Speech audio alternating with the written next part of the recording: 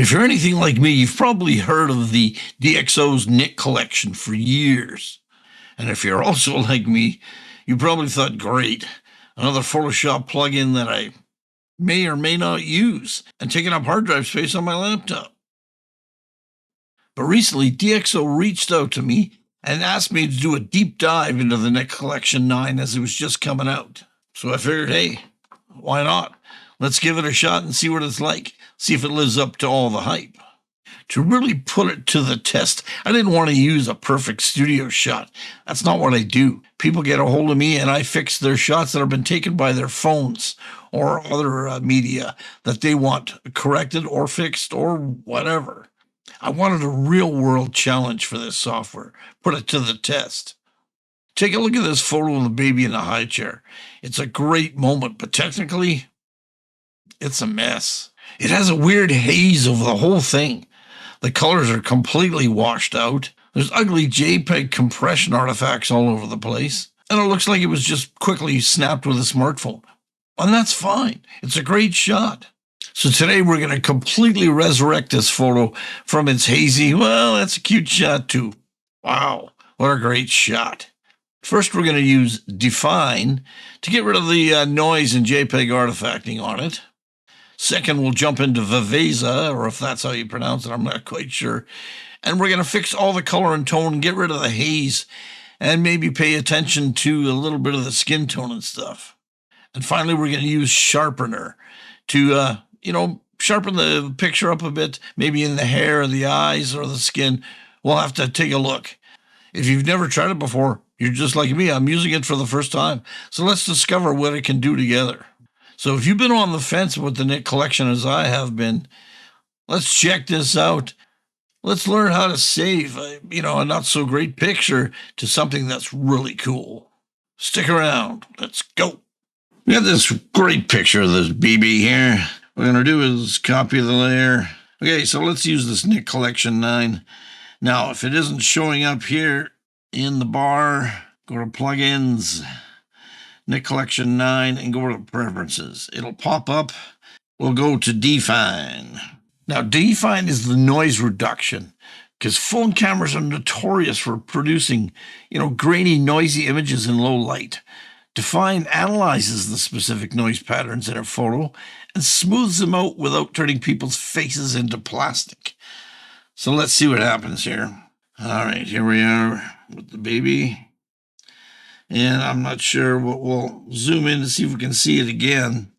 The JPEG compression. It's kind of hard to see on here. But anyway, so we'll go over here. You'll see there's a specific JPEG artifact reduction. So let's check that. Give it a second to do its thing. And we'll move it across here. And yeah, you can see that it's gotten rid of it, especially around the edges here. I know it's tough to see, but it's done a great job. Now, the keyboard shortcuts I'm using are the exact same ones as in Photoshop. Now, down by here, the apply, make sure it says Smart Object. So I'm done with the Dfine. It's done exactly what I wanted it to do, which is great. So I'm hitting apply, and it'll go back to Photoshop. And you can see there's the first one there. Now, at any time, once you've done everything, you can right-click over here and edit what you've done or the blending options of what you've done. It's pretty cool stuff. Now, let's go into Viveza for the next section here. Viveza, I hope I'm pronouncing that correctly. It's for selective color and tone. This is for fixing localized issues. If someone's face, is completely in shadow, but in the background is still perfectly lit, Viveza lets you drop a control point on their face to brighten it up, tweak the contrast, or fix the skin tone without affecting the rest of the image, which is cool. So here we go. Now, if you go over to the left-hand side, you have all your Nik and if you've created your own or downloaded some presets. So you can hover over them with your mouse, and what it'll do is it'll show you them. See if they're right for you and your project. All right, I'm going to get rid of this compare here. Now check it out. You can go through each one, see which one works for you in your particular case, and let's see here. Personal, I haven't created any yet. Color balance. Now, these aren't doing what, I wish they would do. So you can go through all of them. There's luminosity as well. Here, let's have a quick local adjustments. No, it's just not doing what I'd like it to do. Luminosity. No, that's sort of it. No, that's not for me. So what we'll do, I'll turn back my compare on. Now, you can do global adjustments here. You can do a white balance if you wish. I'm not going to do that today, but global adjustments. There's tons of stuff here. Now, normally, if you're in Camera Raw or something, you're going to bring down the highlights, bring up the shadows, and that's not doing nothing good for the picture at all to help. Now, you can double-click on the little things here, and they'll go back to 0. What I found was the two magic ones were the brightness and contrast.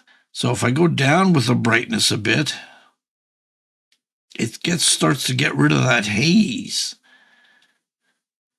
which is really cool. Now, the contrast blew me away. It just totally gets rid of that haze. I'm going to put the brightness back to normal, back to 100% here. Use your P key to go back and forth. So before, after, before, after. So I'm going to increase the contrast to roughly, you can double click here on the percentage. I'm going to make it 70. Take the brightness.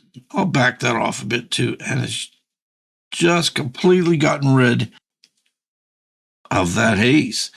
We're rescuing this picture really well. I like this. This is great stuff. Now you can fine tune it, of course, with your highlights. Let's see what we got.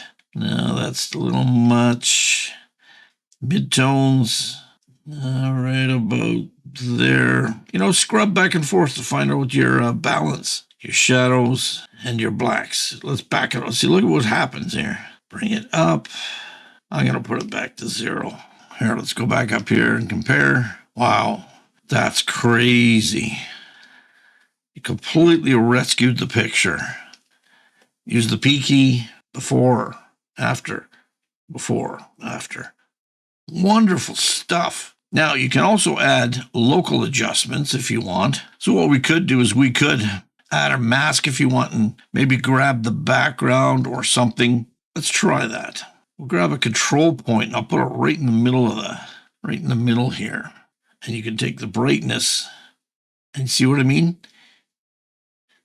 You can even make a special effect if you want. It's not what I want, but let's put it back to 0. I'll undo that control point. But you can also do object selection. It's really good too. Now use your M key for masks. Yeah, there we go. That could be one right there. Let's take down the brightness just a bit. There's so many different things you can do with this. Just like Camera Raw, but I think it's better. There's something about it that's just better than Camera Raw. I'm digging it. We'll scroll down, take down some of the highlights. That's brilliant. I love it.